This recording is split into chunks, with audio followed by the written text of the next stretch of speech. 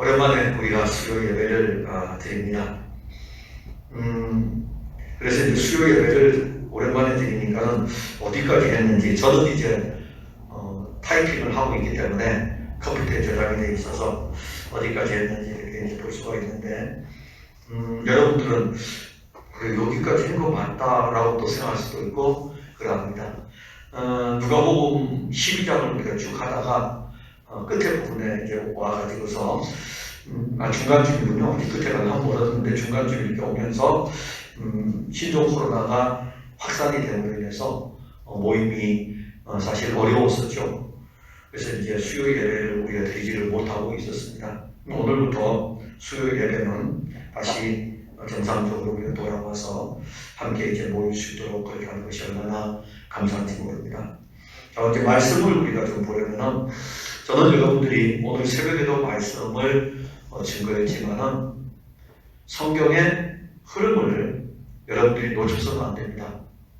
왜냐하면 이 성경은 흐름을 타고 쭉 계속 가고 있어요. 어떤 분은 성경에 어떠한 단어에 집착을 합니다. 물론 그것도 필요해요. 그냥 단어를 봄으로 인해서 단어 안으로 깊이 들어가서 더 깊은 샘을 탈 수도 있는데, 근데 그 깊이 파는 단어에 집착하는 게 흐름을 놓치게 되면 아무 의미가 없습니다. 그러니까 흐름을 따라 그 단어를 깊이 파야 되는데, 그래서 여러분들이 성경을 읽을 때 항상 쭉 한 사건이 이어져 가는 것들을 같이 이렇게 보면 도움이 됩니다. 오늘 우리가 이 본문의 말씀은 짧은 구절이지만은 앞에서 어떠한 사건이 있었어요.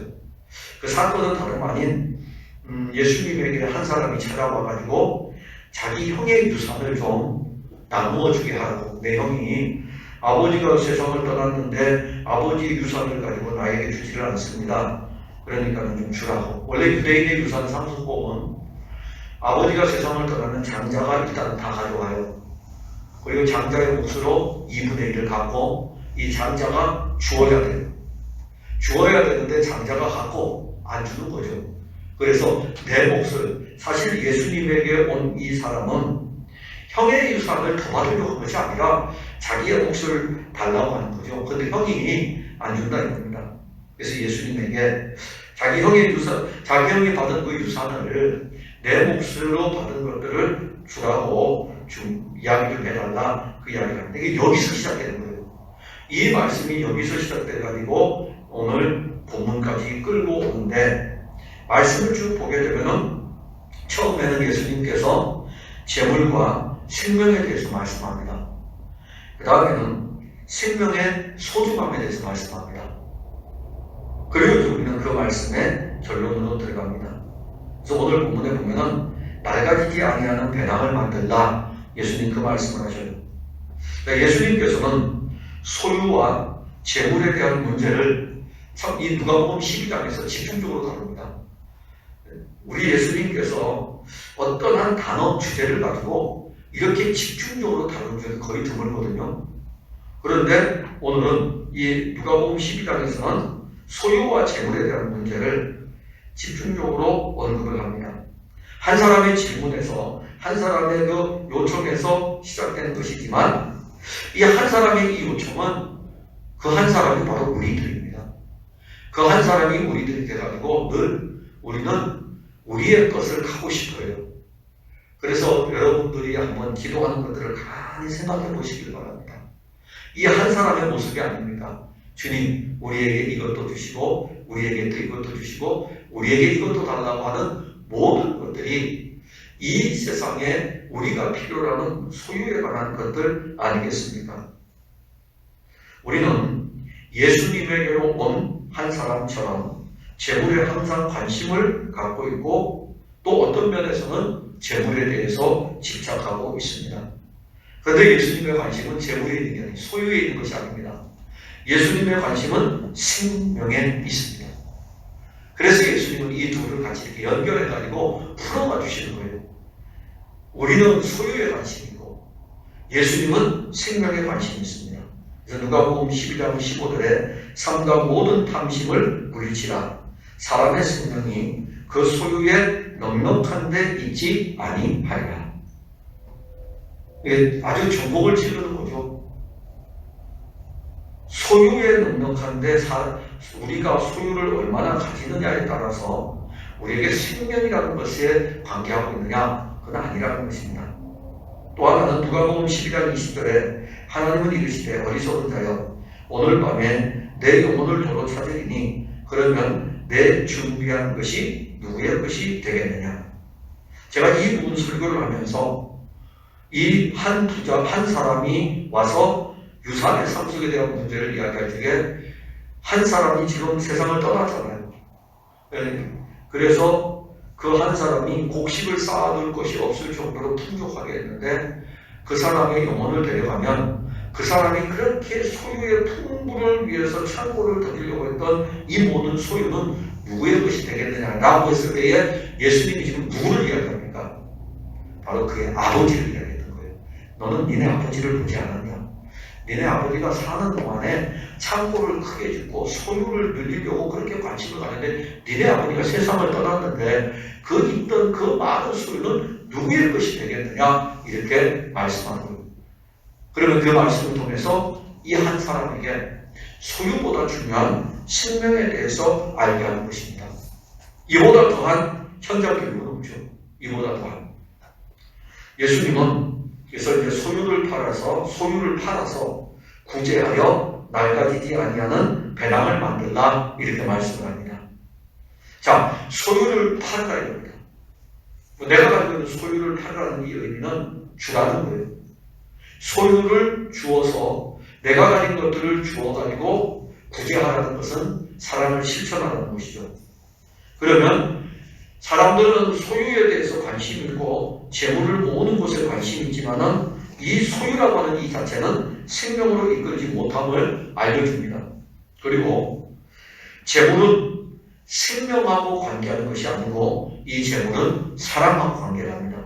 그래서 재물은 소유하는 것이 아니라 사랑으로 흘러보내는 것입니다. 근데 우리는 거꾸로 생각하죠. 재물을 소유해야 된다고 그러고 그래서 재물을 소유하다 보니까 이 재물을 가지고 사랑을 실천하는 것이 우리에게서 멈추어 버립니다. 하나님은 우리 모든 사람들에게 재물을 주었어요. 소유를 주었습니다. 그런데 이 소유가 우리에게서 멈추어 버렸다면 사랑이 우리에게서 멈추어 버릴 것입니다. 이것이 우리에게서 흘러가야 돼요. 그래서 여러분들이 잠그고 있는 이 사랑의 수도꼭지를 열어놓으셔야 돼요. 그래서 그리스도의 생명과 사랑이 여러분들에게서 끊어지는 것이 아니라 흘러가도록 하는 것입니다. 인간은 본성적으로 탐욕에 존재됩니다. 그래서 탐욕으로 인해서 범죄를 저지르죠. 선악을 알게 하는 나무의 열매를 따먹는 거예요. 선악을 알게 하는 나무의 열매. 근데 그 탐욕은 선악을 알게 하는 나무의 열매가 먹음직하고 보암직하고 그러니까는 따서 먹을 수밖에 없어요. 근데 그 옆에는 무슨 나무가 있냐면 생명의 나무가 있습니다. 여기에 관심을 두고 있으니까는 생명의 나무가 그들의 눈에 보이지를 않습니다. 인간의 탐욕은요, 내 손에 쟁취되는 거기에 관심이 있지 생명은 관심이 없습니다. 그래서 생명에 대해서 오히려 멀어지게 하죠. 선악을 알게 하는 나무의 열매를 따먹은 그 순간부터 그들은 생명나무가 에덴 동산에 있음에도 불구하고 에덴 동산에서 쫓겨납니다. 낡아지지 아니하는 배당은 재물을 소유하는 것에 있는 것이 아니고 생명에 있다는 것을 알려주는데, 그러면 낡아지지 아니하는 배낭을 만들라라고 했을 때에 예수님께서는 너희의 소유를 팔아 구제하여 가지고 낡아지지 아니하는 배낭을 만들라. 자칫 잘못하면 내가 가진 재물을 가지고 실천함으로 인해서 낡아지지 아니하는 배낭을 내가 만들 수 있구나 이렇게 생각하시면 안 됩니다. 오늘 설교를 다 들어보셔야 돼요. 그래서 다 이제 말씀드리는데, 낡아지지 아니하는 배낭을 만들라라고 하면서 곧 하늘의 둔과 다함이 없는 보물이다 이렇게 연결을 시켰어요. 보통 이제 우리가 배낭이 있잖아요. 유대인들도 배낭이 있어요. 근데 유대인들의 이 배낭은요, 짐승의 가죽으로 만들기 때문에 시간이 지나게 되면 강렬한 햇볕에 의해 가지고 낡아지고 틀어지게 됩니다. 심지어 그들은 포도주도 짐승의 가죽으로 되어 있는 부대에다가 담잖아요. 짐승의 가죽으로 만든 부대에 담지만은 이 부대도 나중에 낡아져가지고 터지게 됩니다. 그래서 낡아지지 아니하는 배낭을 만들어야 돼요. 그럼 우리는 낡아지지 아니하는 배낭을 만들 수 있느냐? 실상 우리는 낡아지지 아니하는 배낭을 만들 수가 없어요. 우리가 만드는 것은 다 터지게 돼 있어요. 그래서 오늘 본문에 낡아지지 아니하는 배낭을 만들라고 하면서 곧 하늘에 둔 바 다함이 없는 보물이다 이렇게 말씀합니다. 그럼 이 낡아지지 아니하는 배낭하고 하늘에 둔 이 다함이 없는 보물을 연결시키는 것은 이 보물이 누구냐 하는 것이죠. 성경에서는 예수 그리스도를 증거할 때에 보물, 또 그런가 하면 진짜 재물, 참 재물, 또 예수 그리스도는 보배, 예수 그리스도는 값진 진주하고도 비교할 수 없는 화려함, 그 아름다운 그 값비싼 것. 그래서 예수 그리스도를 그렇게 연결을 시킵니다. 실질적으로 어떤 보물을 이야기하는 것이 아니라 어떤 보물과도 비교할 수 없는 최고의 보물이 예수 그리스도임을 성경은 가르쳐요. 근데 이 보물이 어디에 있었냐면 하늘에 있었다. 그래서 오늘 본문에서 하늘에 둔 바, 하늘에 있었던 보물이에요. 예수 그리스도는 하늘에 있었던 보물입니다. 그리고 이 보물은 다함이 없는 보물, 차고 넘치는 보물입니다. 인간의 탐욕으로 보물을 챙기다 보면 이 보물은 우리에게 항상 부족함을 느껴요. 그래서 우리는 이 땅에 보물을 두어둔 적에 계속 더 쌓아두고 싶은 거예요. 쌓아도 우리의 이 탐욕을 채울 수가 없는 게 세상의 보물인데, 다함이 없는 보물이 하늘에 있고, 이 다함이 없는 보물이라는 것은 그리스도 그분만이 다함이 없을 뿐만 아니라 그분을 받았을 때에, 그분이 우리 안에 있을 때에 더 이상 다른 보물이 우리에게 필요 없다는 것을 알게 할 만큼 그리스도는 다함이 없다는 것입니다. 그걸 예수님이 말씀을 하고 있고, 이 보물이 하늘에 있다가 다함이 없는 풍성한 보물이었는데 이 보물이 육신을 입고 이제는 세상에 왔습니다. 그리고 이 보물은 육신을 입고 세상에 오셔가지고 자기 사람들에게 보물이 되셨어요. 자기 사람들에게, 세상에 있는 자기 사람들을 사랑하시는 그 주님이 자기 사람들에게 자기가 보물이기 때문에 다함이 없는 이 보물 전부를 그분이 주신 거예요. 그래서 우리는 예수 그리스도 그 보물을 받았는데 이 보물을 받고 보니까 정말 진짜 보물이에요. 왜냐하면 이 보물이 생명이거든요. 영원한 생명이었어요. 이 보물을 보니까 모든 부요의 모든 것이에요. 이 보물 안에 보니까는 은혜와 사랑과 긍휼이 얼마나 풍성한지 몰라요. 이 보물 안에 보니까는 하나님의 의가 큰 거예요. 이 보물을 우리가 말로 표현할 수 없을 정도로 이 보물이 대단한 것이죠. 그런데 이 보물을 그리스도가 우리의 보물이면서 그리스도 자신을 우리에게 주시는데 어떻게 주시냐면 그의 영으로 우리 안에 그 보물 전부를 그냥 다 집어넣어 주셨어요. 예수 그리스도를 우리에게 줄 때에 예수 그리스도의 모든 것이 성령으로 말미암아 우리 안으로 다 들어오도록 그렇게 하셨습니다. 그래서 여러분들이 가지고 있는 예수 그리스도, 여러분들이 믿고 있는 이 예수 그리스도는 실질적으로 여러분들 안에 보물이에요. 여러분들이 가지고 있는 이 예수 그리스도가 얼마나 대단한 보물인지 여러분들이 알아가면 알아갈수록 그 풍성함을 말로 설명할 수가 없습니다. 저도 이제 기도를 하다 보면은 사실 주일날 아침에 일어나면은 기도 문장을 쓰거든요. 난 예배 기도를 하기 위해서 기도 문장을 씁니다. 예전에는 원래 기도 문장을 하나도 안 썼어요. 그냥 올라와가지고 기도를 했습니다. 근데 이제 어떤 분이, 우리 교인 한 분이 저한테 그래요. 목사님 기도 문장 안 쓰고 기도하신 걸 자기는 지금까지 쓰는 줄 알았대요. 아니요, 저는 기도 문장 쓰는 거 안 좋아해요. 그러다가 가만히 듣고 이제 그 이야기를 듣고 나서 기도문을 쓴다? 근데 제가 서점에 가게 되면 기도, 대표 기도에 대한 책들이 무지하게 나와 있더라고요. 근데 제 서재에는 대표 기도의 책이 하나도 없어요. 그때 그 생각이 나면 사람들이 왜 대표 기도를 썼을까?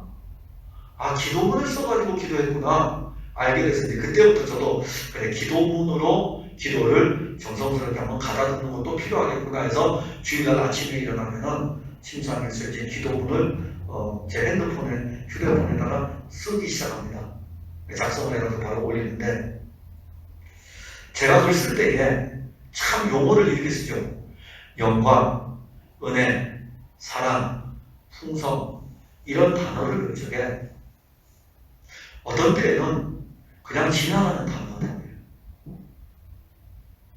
참 이게 실제인데, 하나님의 영광의 풍성이, 충만이 그리스도에게 있고, 하나님의 사랑의 결정판이 그리스도 그분이시고, 하나님의 긍휼이 그리스도를 통해서 나타나고, 하나님의 의가 그리스도 예수이고, 이분이 복음이고, 이 덩어리를 잡아가지고 성령이 우리 안에다가 딱 집어넣어가지고 그리스도 그분을 우리가 소유함으로 인해서 그리스도의 모든 것을 소유했습니다. 더 나아가서 하나님은 그리스도 예수를 상속자라고 했고, 우리를 그리스도와 함께 하늘의 유업을 얻을 자라고 말씀했어요. 그러면 이게 얼마나 풍족한가, 얼마나 풍성한가. 상속이라는 개념 한번 생각해 보세요. 저희 아버지 어머니는 가난하셔가지고 돌아가실 때에 저한테 1억도 상속이라는 자체가 없어요. 상속이라는 자체가 없는데, 돈 좀 남겨두셨다가 돈 좀 많이 버셨다가 돌아가시면서 어머니가 가지고 있다가 마지막 돌아가신 적에 딱 해가지고서, 야, 큰아들 너 고생했으니까는 내가 한 5억 줄게. 그러면 제가 막 뒤집어지겠지. 이렇게 풍족하게 많이 주냐고. 우리는 5천만 원만 받아도 얼마나 풍족해, 그죠? 없는 데서. 그런데 그리스도는 가치로 형용할 수 없는 그런 모든 것이고, 그 또한 하늘의 모든 유업을 그리스도로 말미암아 우리에게 받을 수 있도록 그렇게 해 주었습니다. 그리고 이제 우리는 그것을 그의 영으로 누리는 거예요. 더 나아가서 세상의 재물은 낡아집니다. 세상의 재물은 없어집니다. 세상의 재물은 영원히 소유하지 못합니다. 그래서 오늘 본문에서도 세상의 재물에 대해서는 도둑이 가져가고, 세상의 재물에 대해서는 종이 갉아먹습니다. 근데 우리는 이렇게 도둑이 들어와서 가져가고 종이 갉아먹는데 집에 도둑이 든다는 게 아니에요. 돈을 모으려고 하니까 어느 순간에 돈이 다 빠져나가는 거예요. 우리 어르신들 경험하시잖아요, 그죠? 돈 좀 모아보려고 하면 이쪽에서 빠져나가고 저쪽에서 빠져나가고, 어떤 데는 별로 자녀들이 안 가져가는데 좀 모아놨다니 어떻게. 그래서 이런 표현을 씁니다. 설교하는데 이런 표현 쓰면 안 되는데, 귀신같이 알고 찾아간다고 그런 표현 쓰잖아요. 빠져나가게 돼 있어요. 예수님은 그 말씀하시는, 도둑이 들어와서 가져가고 종이 갉아먹는다. 눈물 어린 노력을 해도 다 빠져나가요. 그런데 그 재물이 우리가 그렇게 모으려고 했는데 많이 모아졌습니까? 여기저기서 재물이 새어나가는 것만 경험하지 않았습니까? 그렇다면 우리의 배낭은 낡아지는 배낭이라 계속 뚫려있는 배낭처럼 돼가지고 자꾸 흩어져버려요. 낡아지지 아니하는 배낭을 어떻게 만들 수 있을까? 이게 답이죠. 낡아지지 아니하는 배낭을. 예수님은 소유를 팔아 구제하라고 이렇게 말씀했습니다. 너의 소유를 팔아서 구제하여 낡아지지 아니하는 배낭을 만들라, 이렇게 말씀했습니다. 자, 예수님은 소유를 팔아서 구제하라.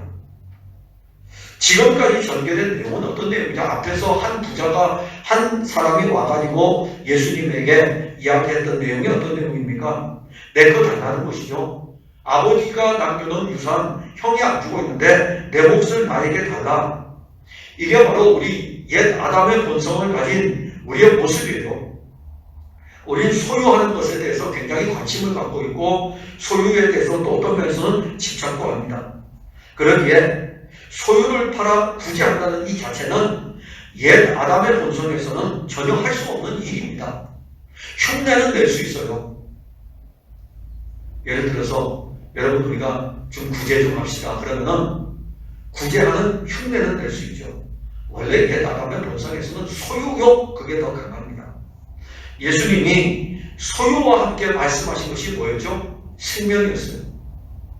그럼 소유를 가지고 구제할 수 있는 것은 뭘로부터 시작되냐면 소유와 생명이 관계하고 있기 때문에 생명이 아니면은 소유의 문제를 풀어갈 수가 없습니다.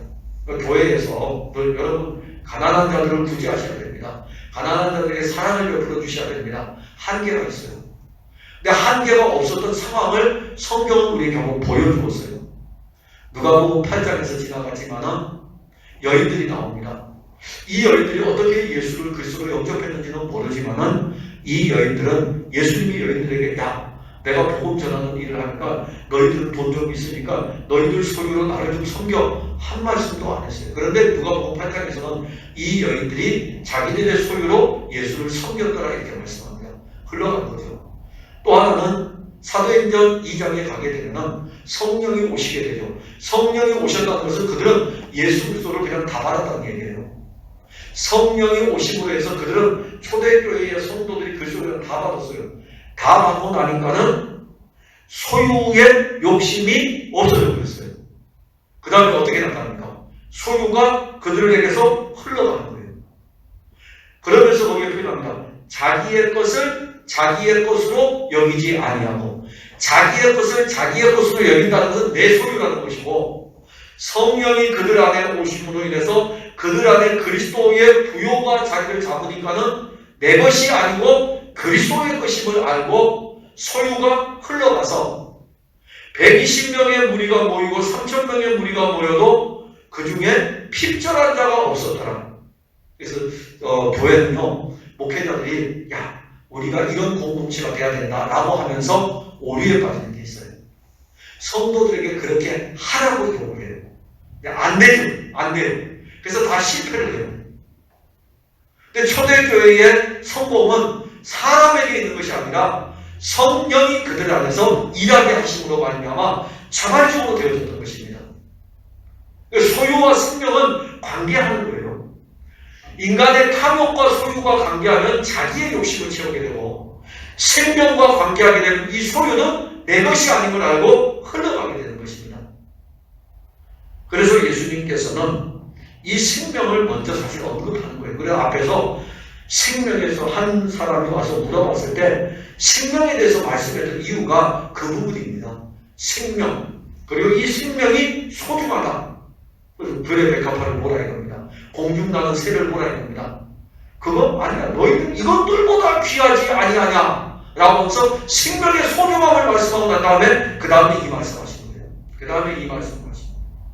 종교개혁자 루터도요, 두 종류의 의를 대하여서 여러분들에게 어렵지만 쉽게 풀이하면 이겁니다. 외부에서 오는 하나의 의가 있어요.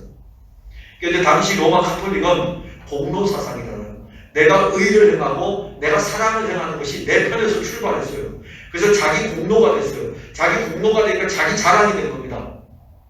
그리고 이 선행을 통해 가지고 구원에 이를 수 있다고 생각을 했던 게 로마 카톨릭이었어요. 근데 루터가 자기가 아무리 봐도 그건 아닌 거예요. 그리고 그가 발견한 게 뭐냐면 두 종류의 의였어요.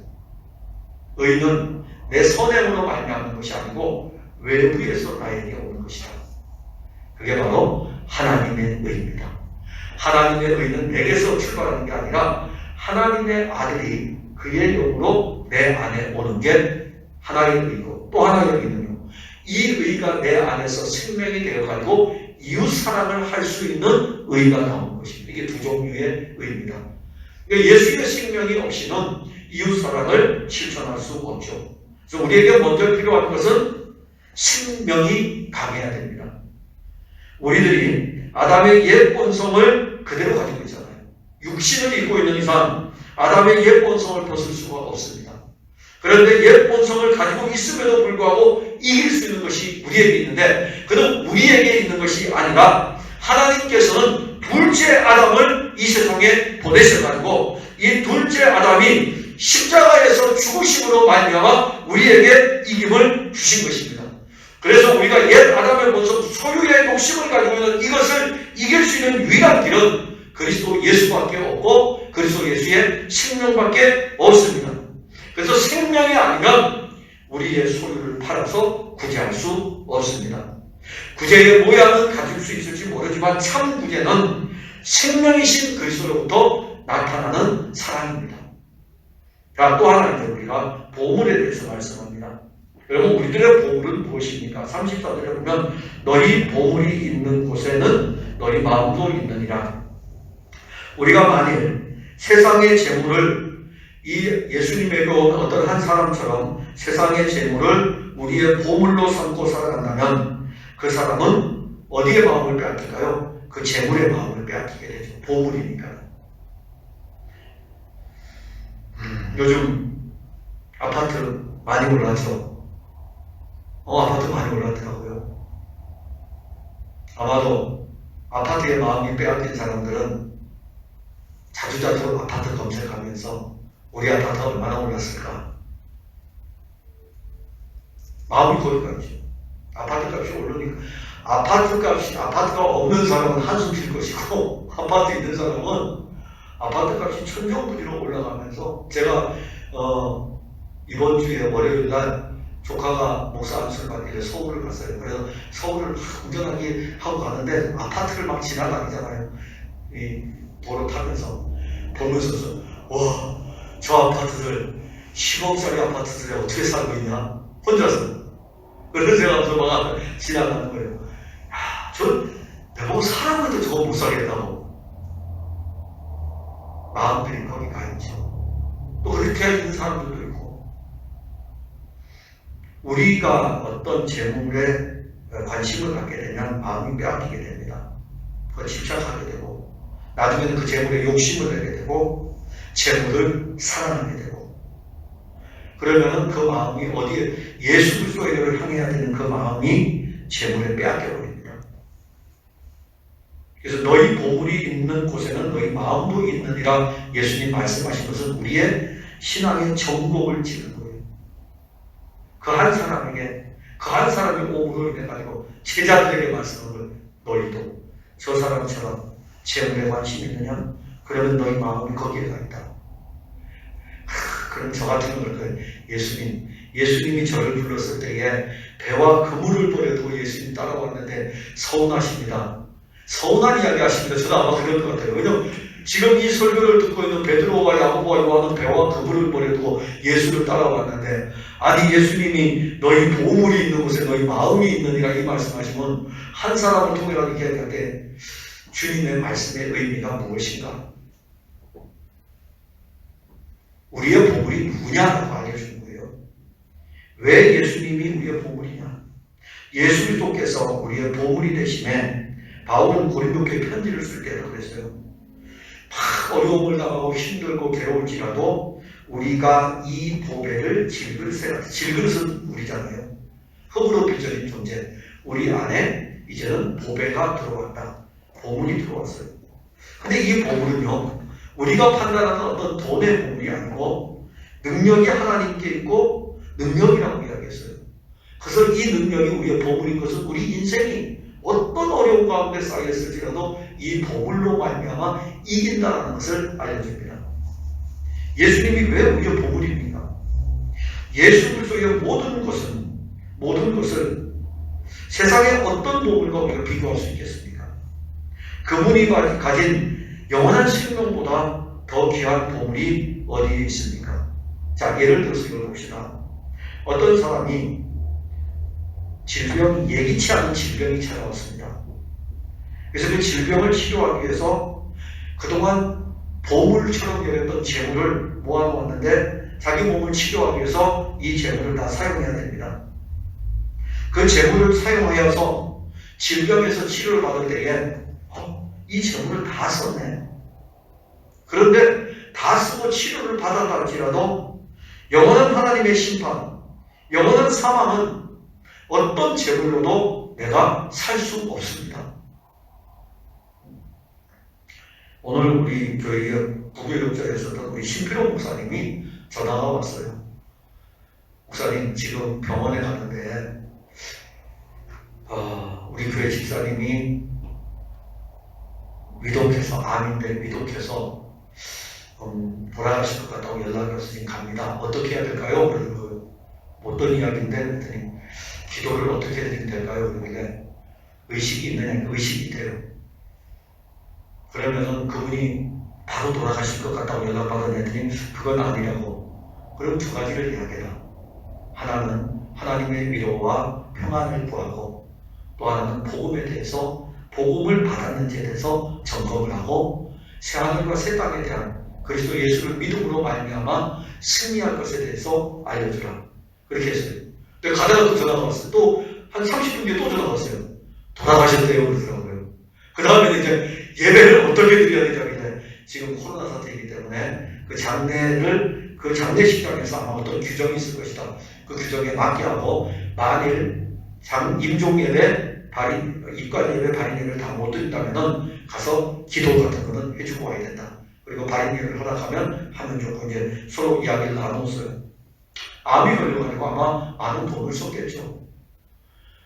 자, 우리는 살다 보면은 재물을 많이 쓰고도, 우리가 모아놓은 재물을 다 하고도 얻지 못하는 것도 있고, 또 얻었다 할지라도 그 재물로는 영원한 심판과 영원한 사망에 대해서는 또 해결받지를 못합니다. 예수님이 보물인 것은 그분이 가진 영원한 생명을 우리에게 거저주었다는 것입니다. 거저주었습니다. 이 영원한 생명은 돈으로 계산할 수 없는 엄청난 가치입니다. 하나님이 참 불신자들도 무지 사랑하셔요. 우리도 물론 사랑하지만, 왜냐하면 하나님께서 우리의 생명과 관계된 공기, 산소이잖아요. 호흡하는. 이거 돈을 가지고 사 먹으라 그러면 얼마나 비싼지 아십니까? 제가 에베네셀 공동체를 하면서 산소 먹은 분들이 있었거든요. 산소값도 되게 비싸더라고요. 산소값도. 근데 우리 지금 공짜로 마시잖아요. 공짜로. 돈 내는 분 없죠. 불신자들은 돈 하나도 안 내요. 다음에 기도할 때 여러분 이렇게 기도하세요. 하나님, 불신자들한테 산소값 제가 받도록 좀 해달라고. 그럼 돈 엄청 많이 벌 텐데. 여러분, 우리는 돈으로 계산할 수 없는 엄청난 가치인 영원한 생명을 가졌습니다. 어디 그것뿐입니까? 인생을 살아가는 동안에 그리스도는 우리에게 능력이 되시고, 그리고 우리의 모든 소유, 이 모든 것들을 우리에게 주시지 않았습니까? 그리고 우리에게 소유와 예수 그리스도. 과연 우리가 이것을 주님이 선택하라면 여러분들은 누구를 선택하겠습니까? 여러분들이 갖고 싶은 소유를 선택하겠습니까? 예수님을 선택하겠습니까? 예수님이요? 거짓말하지 마시기 바랍니다. 우리는 안 하게 돼 있어요. 아담의 본성은 자기가 하고 싶은 선악을 알게 하는 나무의 열매에 관심이 있기 때문에 우리는 안 하게 돼 있어요. 그런데 우리를 선택하신 분이 계시네요. 예수님은 우리를 선택하셨어요. 얼마나 큰 은혜입니까? 우리는 예수님이 좋은 것을 알면서도 예수님 선택을 안 해요. 오히려 세상을 선택하고 세상의 것을 취하려고 합니다. 여러분들이 세상을 사랑하는 것에 반만 예수님 사랑해도요, 놀라운 일이 일어날 텐데 그게 안 되거든요. 그런데 예수님은 이런 우리를 선택하셨습니다. 그리고 세상의 재물보다 주님을 사랑할 수 있도록 우리에게 은혜를 주었습니다. 우리들의 보물은 예수 그리스도입니다. 그 보물을 우리에게 그의 영혼은 다 주었어요. 그리고 우리에게 만들어진 이 배낭은 그리스도 예수의 배낭이기 때문에 결코 헤어지지 아니하는 배낭입니다. 이 배낭 안에 들어있는 순간 도둑도 들어오지 못하고 좀도 갉아먹지 못하고 아주 튼튼합니다. 그래서 그리스도는 우리의 산성이시고 우리의 방패이시고 우리의 요새이시고 그 안에 우리를 담아두셔가지고 우리를 그 보물 안에서 누리게 하시는 것입니다. 사랑하는 성도 여러분, 한 사람이 와서 이야기를 하는 이 일로 결론은 너희 보물이 있는 곳에 마음도 있다는 이 말씀을 기억하고 우리의 보물인 예수 그리스도, 그를 우리가 받았다면 우리의 마음은 그에게로 향할 것입니다. 그리고 또 우리의 연약을 아니까는 주님, 우리에게 보물이신 그리스도로 향하는 그 마음이 계속될 수 있도록 여러분들의 기도가 또한 필요할 것입니다. 기도하겠습니다. 하나님, 은혜와 사랑을 감사합니다. 너희 보물이 있는 곳에 너희 마음도 있느니라. 우리의 보물은 예수 그리스도이고 예수 그리스도는 우리의 낡아지지 아니하는 배낭입니다. 그래서 이보다 더 소중한 것은 우리에게 없습니다. 모든 것을 풍족하게 하셨고 생명이셨고 의이셨고 영광이셨고 사랑이셨고 긍휼이었고 은혜였습니다. 또한 그리스도 예수와 함께 하늘의 모든 것을 상속받을 상속자가 되었습니다. 세상 것이 무엇이 부르겠습니까? 우리의 어리석음은 세상을 향하는데 긍휼히 여겨주셔서 어리석은 우리로 하여금 그리스도에게로 향하도록 이끌어 주시옵소서. 예수님 이름으로 기도하옵나이다. 아멘.